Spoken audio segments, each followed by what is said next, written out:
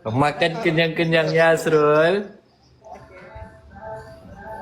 Nampak dulu dia aku punya kecantikan bukan? Ini siapkan macam segera-gera dia akan macam sebegini kan? Sekali lah, Asrul. Sekali. Cepat.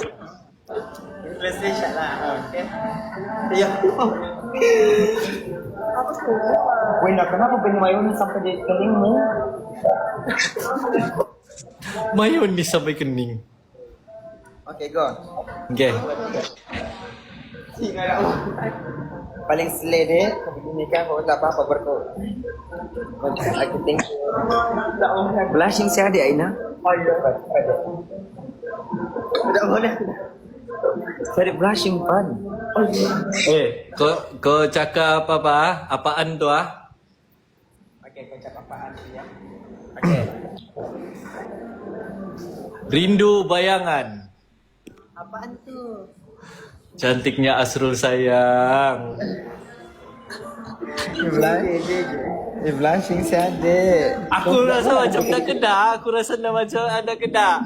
Tapi aku mau try juga. Peduli lebih mampu. Dek, okey. Kalau contoh, kawan adalah perempuan. Lepas tu Ipannya suka kau. Apa kau mau cakap dengan Ipan?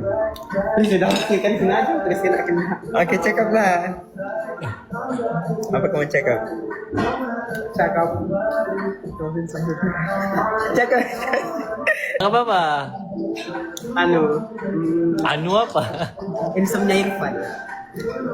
Tadi bukan kau cakap begitu. Tadi saya ada kan kamu tadi bisa aku. Apa? Insomnia Irfan.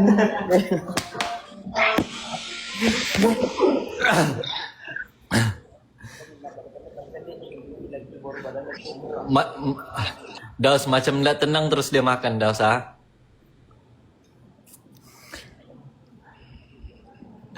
Macam tadi kan aku tengok live kamu sebelum aku live. Aku tengok laju dia makan.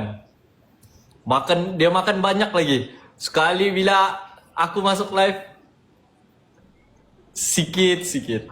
Memang malu dia jadi semacam yang perempuan trap solid.